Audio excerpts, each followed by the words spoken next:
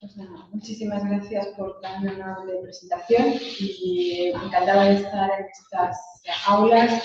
Agradezco a José Luis y a José Manuel, evidentemente, la invitación. Y, bueno, un poco la Universidad Complutense, la que estuve 2 años, pues es un poco mi casa, ¿no? Pero un gusto, como siempre.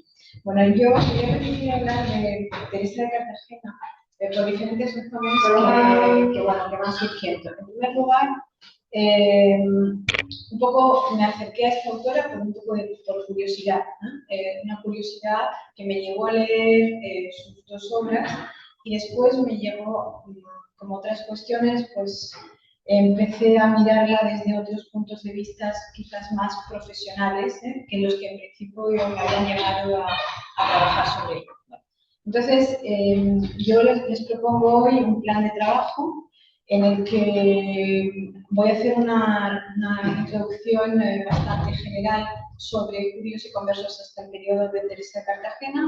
Hablaré de la autora, de las investigaciones que se han hecho, pero los investigadores, seguro que me dejo mucha gente en el tintero, pero aquellos que me parecen más o menos que me ayudan un poco a reflexionar sobre ella.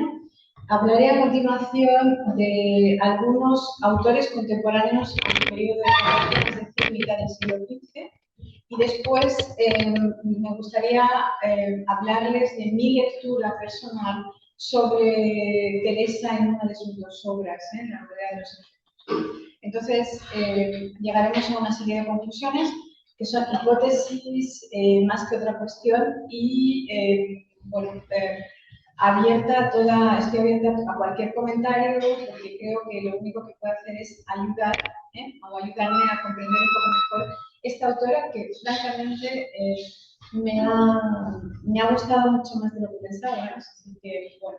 Entonces, vamos allá con la introducción, ¿no? Si no les importa.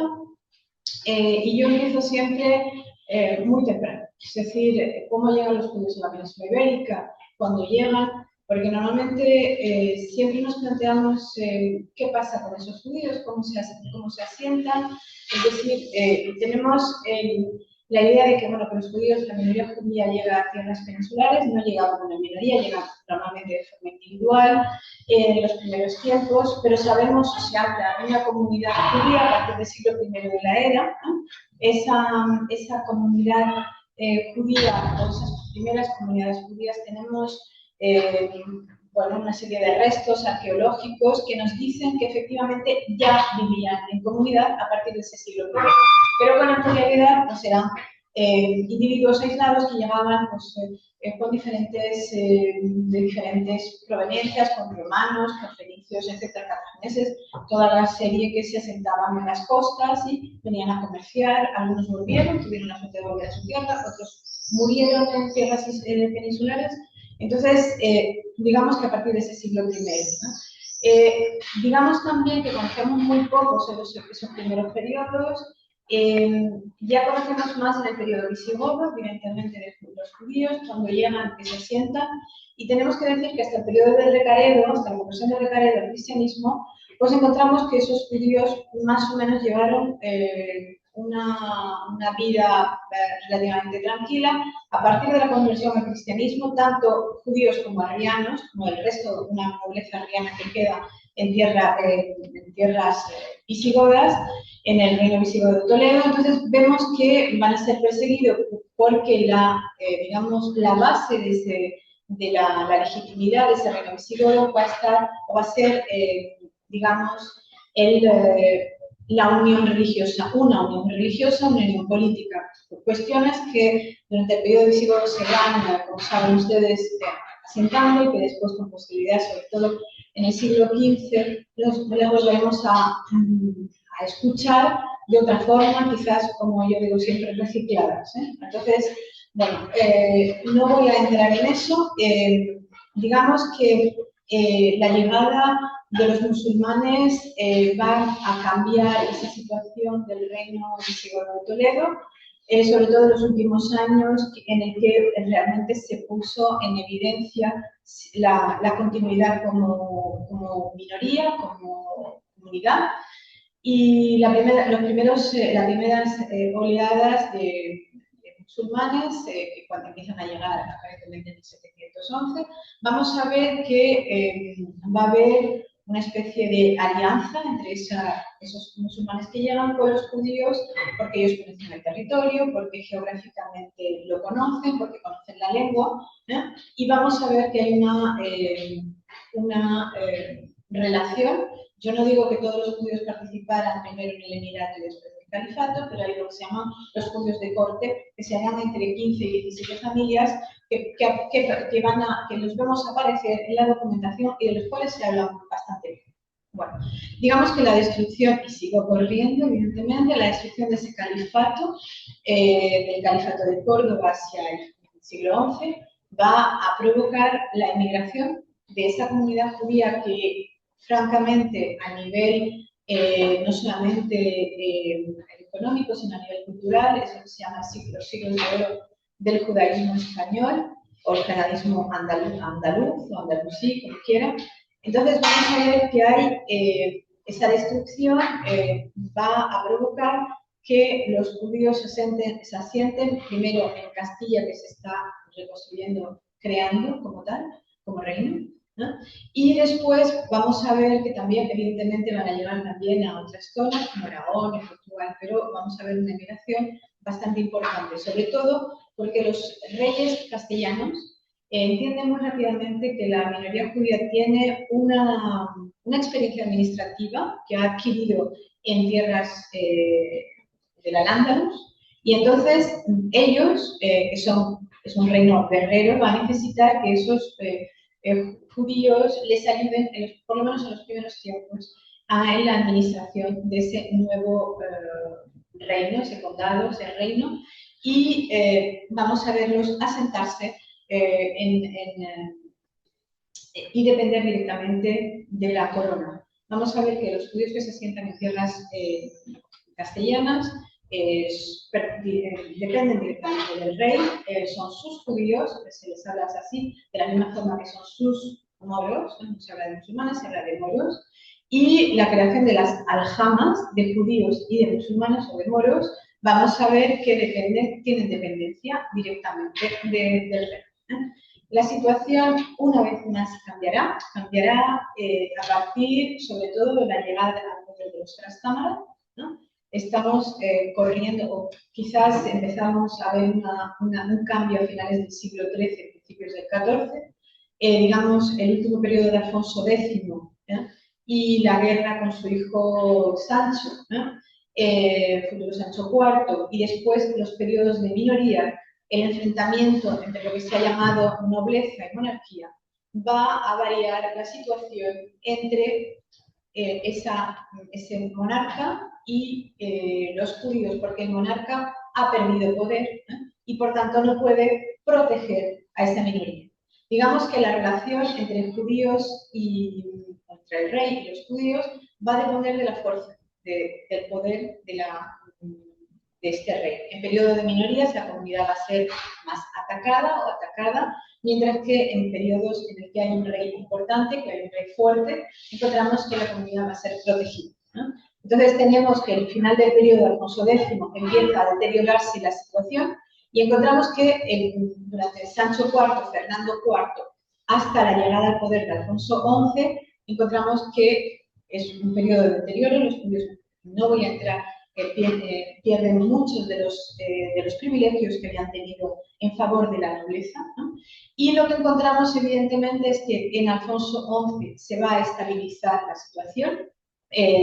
Alfonso XI, que va a coger las riendas de poder durante prácticamente unos 50 años, va a conseguir estabilizar esto. El problema que tenemos con Alfonso XI es que muere de forma intempestiva por la peste en 1350, la peste llega a Europa en 1348, y también hay otro problema con Alfonso XI, es su situación personal, en el que en realidad está casado con María de Portugal, pero vive con Leonor de Guzmán, con la que tiene unos 11 hijos. Entonces, aunque es el que hereda ese hijo legítimo, Pedro I, llamado, conocido el justiciero o el cruel, según las crónicas y la documentación que utilicemos, Entonces, vemos que se va a provocar una guerra civil que va a terminar con el asesinato de Pedro Montiel y la subida al poder de los Trastámara, que es lo que yo hacía alusión hace un momento. ¿Qué es lo que ocurre? Pues lo que ocurre es que en esa guerra civil entre Pedro y Enrique, por primera vez desde el poder, por lo menos de forma tan eficaz, encontramos que los Trastámara, Enrique II, que después se le olvida todo como si se le hubiera borrado la memoria, utiliza una propaganda claramente antijudía, ¿de acuerdo?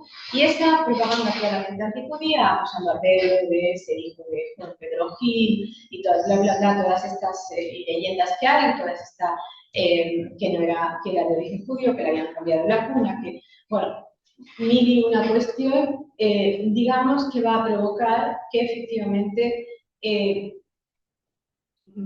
va a haber por las ciudades como en casa de los Trastámaras, la comunidad, por ejemplo, en Burgos los judíos van a ser vendidos como esclavos.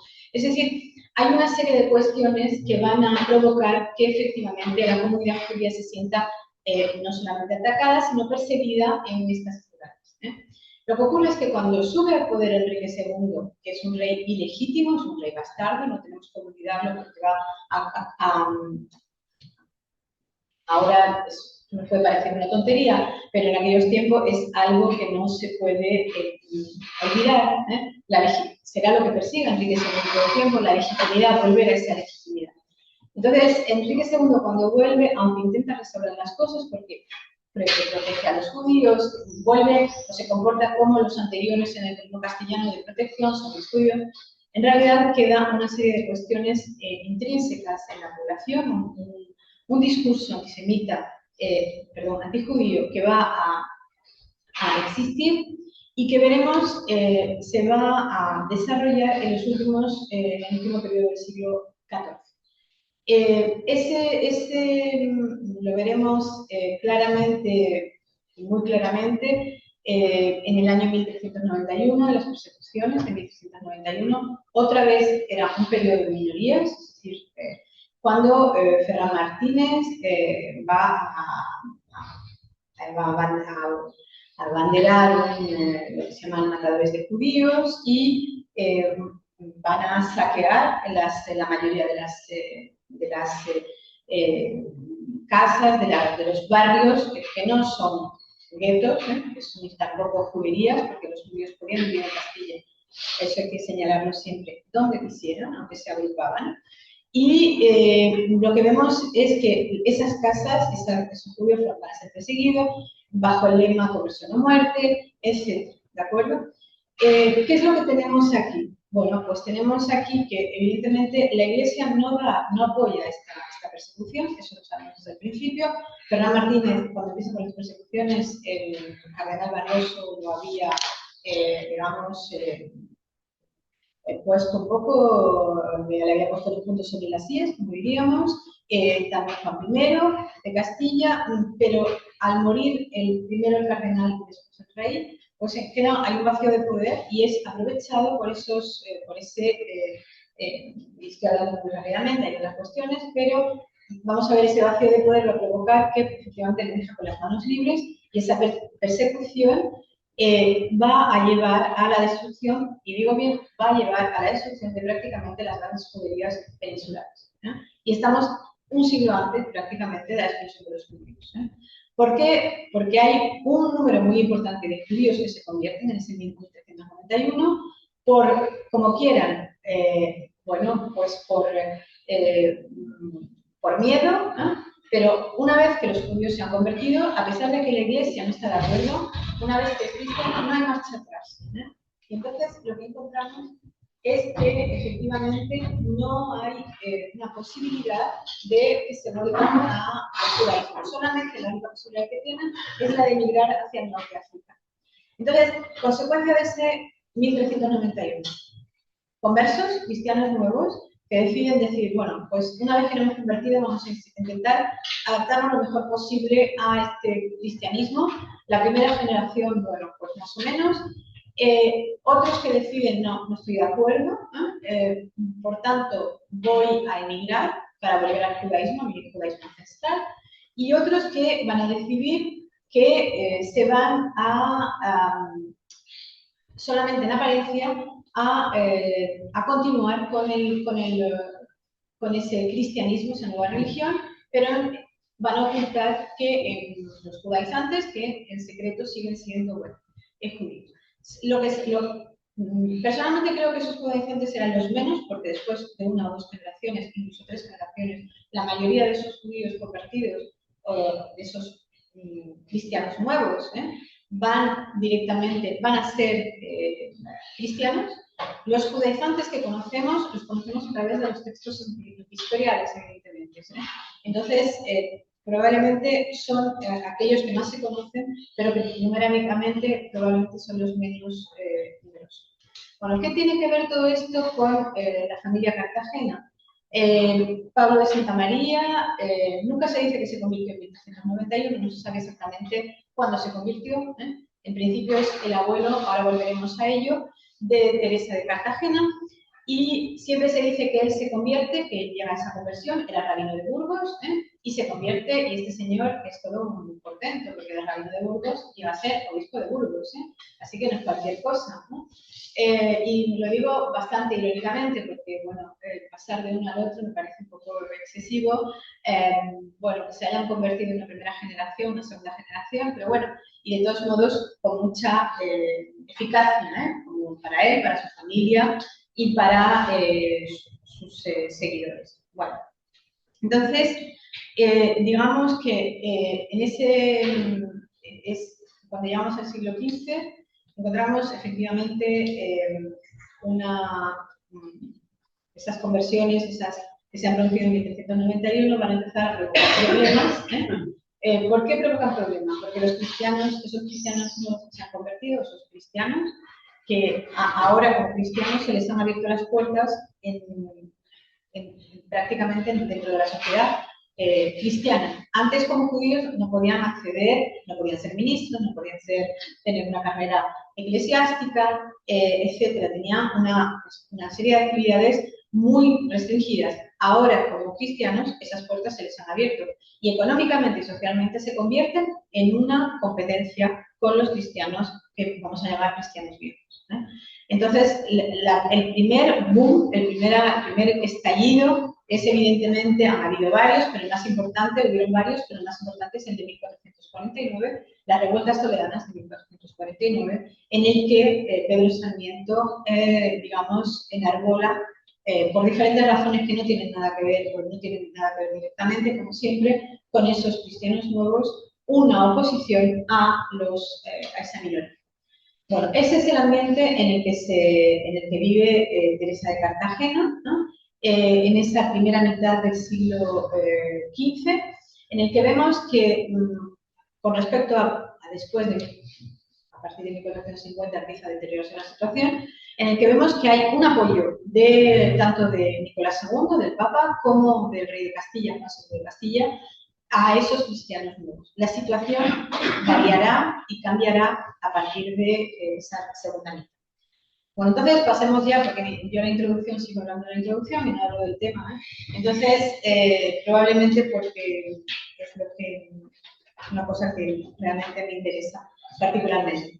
Entonces, Teresa de Cartagena no es una escritora cuya obra ha sido excesivamente conocida, por lo menos en mi opinión. Solo en los últimos tiempos parece haber suscitado un gran interés.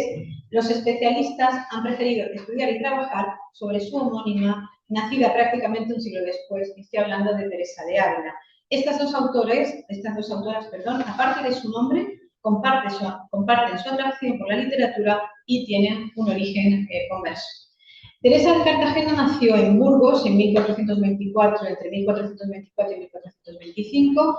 Fue considerada nieta de Pablo de Santa María, hija de Pedro de Cartagena y sobrina de Alfonso de Cartagena. Ingresó en la orden franciscana en el monasterio de Santa Clara aproximadamente hacia el año 1440 para después pasar al de las Huelgas en Burgos.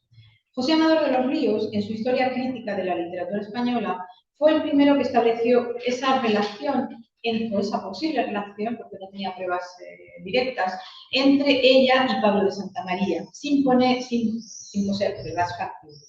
Manuel Serrano y Sanz, en su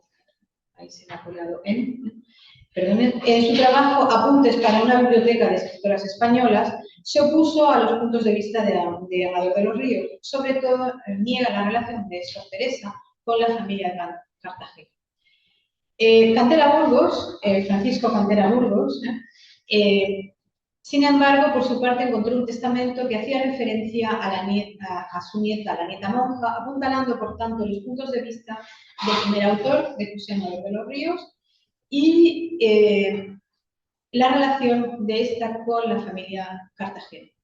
Los dos textos de Teresa que han sido calificados de tratados por pertenecer a una de las pocas mujeres escritoras, la cual apoyó y bien defendía el derecho de la mujer a ser literata. Nosotros vamos a hablar aquel que se redacta aproximadamente en el año 1450, es decir, esos años en los que yo he dejado la introducción histórica, su Arboleda de los enfermos, en la cual nos revela que padecía sordera, cuyas consecuencias fueron soledad, tristeza y amarguras, pero al mismo tiempo fue para ella el camino hacia una rica vida interior y la llevó a la espiritualidad, a profundizar en sus aspectos de espiritualidad.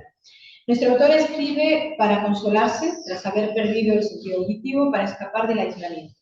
Su otra obra, Admiración Operum Rei, de la cual no nos ocuparemos en esta exposición, fue una apología de las mujeres escritoras, una apología a las mujeres escritoras, redactando la misma con el único fin de defenderse de las acusaciones que sobre su persona y tratado habían sido realizadas.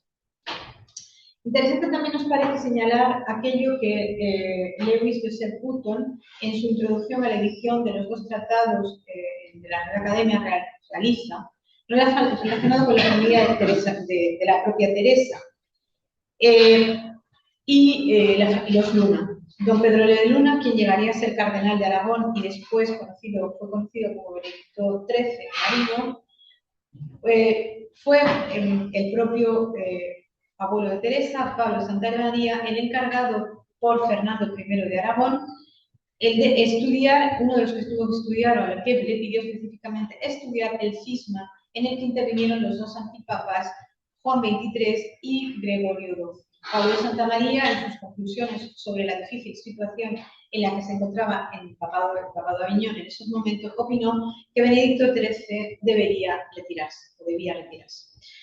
Algunos especialistas, como Juan de Marichal, también lo he apuntado, califican la obra de Teresa de renacentista.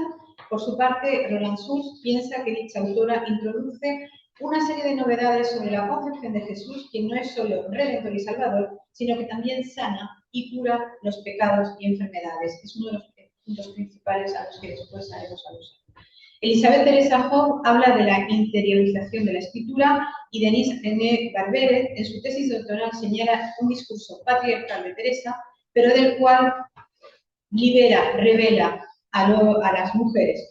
Por su parte, Clara Castro Ponce, en su estudio titulado Teresa de Cartagena, Admiración Operum Dei, edición crítica y singular, contextualiza los trabajos de nuestra autora en relación a su época, dentro de lo que podríamos denominar movimiento de escritoras femeninas yo lo puse entre comillas, movimiento de escritoras femeninas de finales del siglo XV y principios del XVI. Kerry Ann Guzman, por su parte, señala también en su trabajo doctoral los conceptos autobiográficos de Teresa en su trabajo, en sus textos.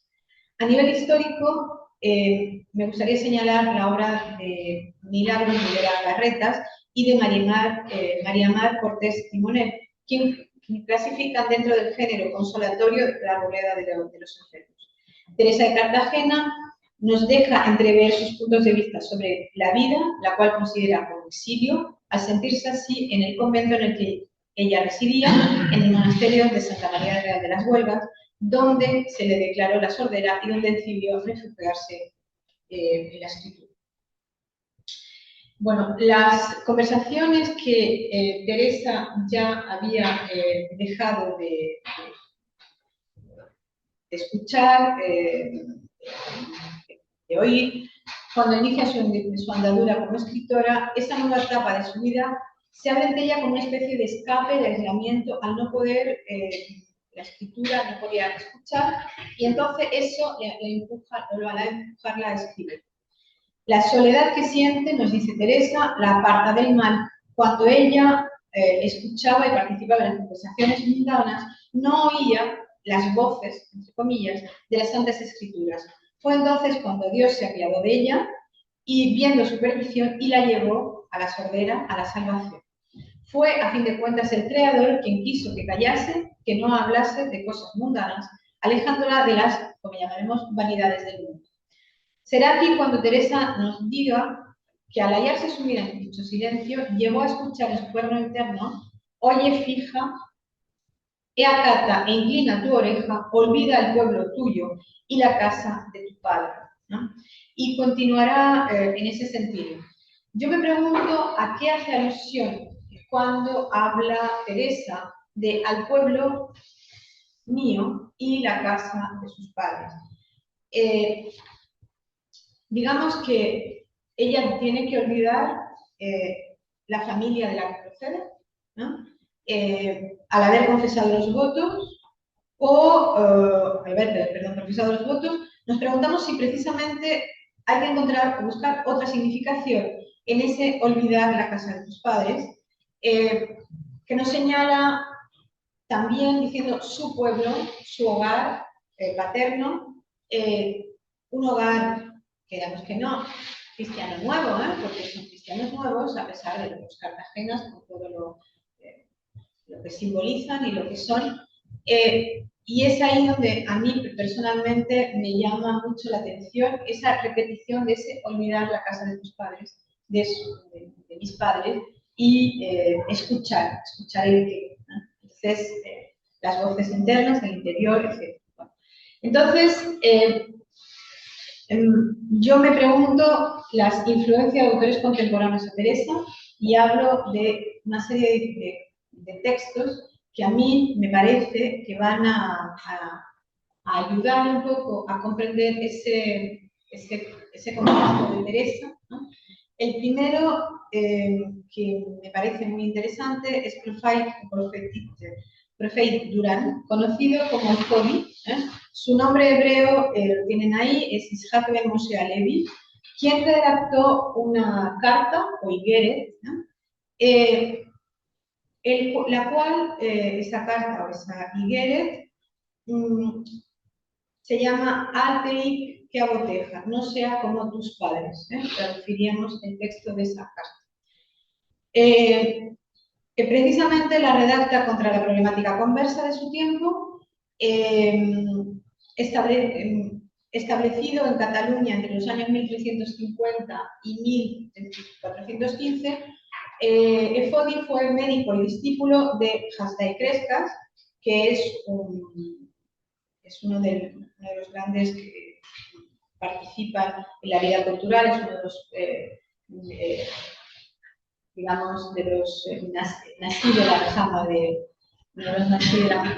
los principales de la rama aragonesa, y Hasdai Crescas, con el que tenía una relación muy importante, había sustituido a Isaac ben Sheshet como rabino de la comunidad de Zaragoza en el año 1387. Es decir, que tenemos Hasdai Crescas y Efodi una relación bastante importante. Lo que ocurre es que en 1391 Efodi se convierte al cristianismo y se va a Perpiñán, de donde él procedía, y va a vivir como cristiano nuevo, bajo el nombre de Honoratus Bonifade, en donde llega a ser astrólogo de Juan I de Aragón. Pero Efodi vuelve al judaísmo y es entonces cuando redacta esa carta, ¿no? Y otro texto que se llama Climata Goim, la ignomía de los gentiles, criticando duramente en ambos textos las conversiones forzadas, es decir, que sean forzados los judíos a convertirse. La primera fue redactada en forma de carta, como hemos dicho, porque estaba dirigido a otro de sus amigos, a un amigo suyo, que también se había convertido al mismo tiempo que él. Está llena de sátiras y la redacta en 1397, en donde subraya los errores que se han cometido en la lectura de los textos cristianos. En 1403, Efodi redacta Maaset Efod, los hechos de Efod, que podríamos calificar de obra gramatical, en donde habla, bueno, esgrime a grandes autores, sobre todo recuperan grandes autores de la España musulmana, y también un comentario a la Guía de los Perplejos de Maimónides, va a escribir, otros comentarios, por ejemplo, a obras de Abraham Ibn Ezra, y digamos que efectivamente tiene una gran relación con ese mundo cultural, tanto judío como cristiano. Evidentemente, suponemos que parte de esos escritos forman parte del bagaje cultural de Pablo de Santa María y, sobre todo, porque este Guéret que hemos dicho circulaba libremente en tierras castellanas y en catalanas, ¿no? Esa carta, que fue dirigida a los conversos, pero especialmente a David Munafel, que era amigo de él, se inicia diciendo Altei que aboteja, es decir, no sea como tus padres. Y eso recuerda mucho a las palabras, lo que nos dice Teresa de Cartagena, que recuerda en cierta forma, olvida la casa de tus padres, que nos dice Teresa. Y que repite en varias ocasiones. Efodi, cada vez que recuerda aquello que deberá olvidar de su antigua religión, un cristiano nuevo introduce no sea como tus padres.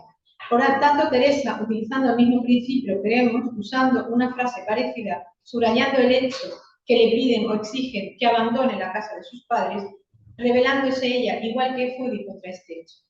Sentimos un cierto paralelismo entre ambos textos que evidentemente es difícil de probar, ¿no?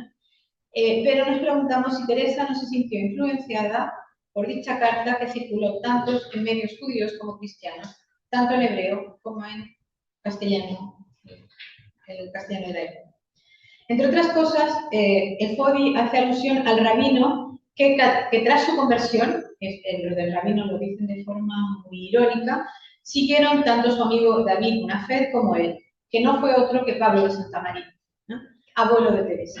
Creemos, una vez más, que estas coincidencias entre Efodi y Teresa no son fortuitas y que probablemente hay una especie de intertextualidad o de relación entre ellos. Siguiendo con la lectura del texto de Teresa, la expresión olvida la casa de tus padres va unida siempre inclina y tiende la oreja. Y estas se repiten más de 5 veces en los folios 6 rectos, 7 versos. También nos preguntamos si no estará parafraseando en esta ocasión el Salmo 10, ya que nos dice prepara tu corazón y tiende tu oreja. No podemos dejar de cuestionar si sobre la obra de nuestra autora tendrá también alguna influencia la epístola, la carta, de Nachmanides. Nachmanides es Rav Moshe Ben Nachman, de Barcelona, 1194-1270, miembro prestigioso del Círculo Cabalístico de Gerona. Desde 1264, Ramban o Nachmanides fue rabino mayor de Cataluña y él, una vez que llega se va de Barcelona, de la zona, llega a Tierra Santa, escribe a uno de sus hijos que se había quedado en la zona catalana y es una carta, se llama Iggeret a Ramban, la carta de Ramban, y que vemos que también circula, sabemos que circuló tanto en Castilla como en Aragón, no solamente en hebreo, sino también en castellano medieval, ¿no? En esta carta, Nachmanides pide a su hijo, que vive en Cataluña, leyera una vez por semana dicho texto, el que le manda, y para enseñarle una serie de cosas. En primer lugar, despertar la humildad, ¿no? Y alejarlo de la ira, enseñarle el temor al Creador, distanciarlo del orgullo, aconsejarle una conducta de modestia, que sea modesto, Le prescribe busque la presencia divina en todo lo que haga, que estudie las leyes del Señor sin fatigas, elevando sus plegarias a Esther y reflexionando sobre cualquier frase que diga. Añade que de esta forma no pecará y apuntando, entre otros puntos principales, retenido algunos que vamos a ver cómo Teresa también retiene en su obra. En primer lugar, Nachmanides señala la necesidad de alejar la cólera de sí, y Teresa de Cartagena hace referencia a la ira, pues gracias a la dolencia, la cual hace recapacitar, transforma esa ira en paciencia. Nos dice Teresa, no cabe hablar al dolor le desvela disciplinas a los hombres no tienen. ¿Qué más hace la dolencia? Convierte la ira en mesadumbre. ¿No es maravilloso si aquella a quien Dios da poder que amase la fuerza natural, la de virtud, que puede mitigar o amansar la impetuosidad accidental? El segundo punto en los que los dos autores hablan, tanto Nachmanides como Teresa, será el temor a Dios, pero bueno, soy una monja, tampoco es la pólvora, no vamos a estudiar la pólvora, ¿no? Pero punto también evocado y fuertemente señalado en esa carta de Nachmanides. Será ese también una de las bases, evidentemente, cuando nos hable de su enfermedad, de la paciencia que hay que tener, porque es el creador el que nos envía tal situación. Nachmanides, en un tercer punto, nos habla de orgullo, unido a la necesidad de ser modestos. En ese sentido muy parecido, Teresa subraya ese pecado, el pecado del orgullo. También vemos que los cita en varias ocasiones, y con respecto a la modestia que Nachmanides aconseja encarecidamente a su hijo, Teresa de Cartagena hace alusión a él en varias ocasiones. Por ejemplo, dice: al primer respeto que es a Dios debe humillar los hombros cuanto más pueda. Sufrir humillaciones todo lo que nuestro Señor, en el primer quisiese, es nuestra modestia, ¿no? Esta es la lección que nos propone nuestra autora, ser humildes frente al Creador, pero también en relación a otros miembros de la comunidad, de la sociedad. Otra cita que creemos relacionada directamente con aquello que podríamos llamar la cultura judía de Sor, entre comillas, de Sor Teresa, sería algo que dice así como: ayuntando con la dicha naturaleza, inclinando que da nuestra salud corporal, tenemos a hacer pedir a Dios a estas peticiones: salud para el cuerpo, salvación para el ánimo. En la oración, por una persona enferma, directamente los judíos piden hasta hoy, no solamente una salvación del cuerpo, una recuperación del cuerpo, sino también del alma, porque los dos van directamente unidos, ¿de acuerdo? Por ejemplo, una petición que se hace en la acción de gracias después de comer es directamente: oh misericordioso, cúranos completamente, tanto del alma, en el alma como en el cuerpo, ¿no? ¿De acuerdo? Y pasando después a las relaciones de Teresa con la problemática conversa de su tiempo, vemos que ella nos va a hablar directamente de la codicia, temporales y vanas. Y esas codicias temporales y vanas hace directa relación con las persecuciones de 1449, cuando cita, ¿no? Diciendo que en esas persecuciones, en esos asaltos a los barrios cristianos nuevos, no había otra cuestión que la codicia, ¿no? Por obtener los bienes digamos, de los cristianos nuevos por parte de los cristianos nuevos. Hemos señalado a Hutton, que considera que los pasajes, efectivamente, esos pasajes tienen total relación con la revuelta escolana, y cree este autor que cuando la monja subraya la codicia y la envidia de ciertos cristianos viejos, estas son para ella las causas de dichas rebeliones en la ciudad del Tajo.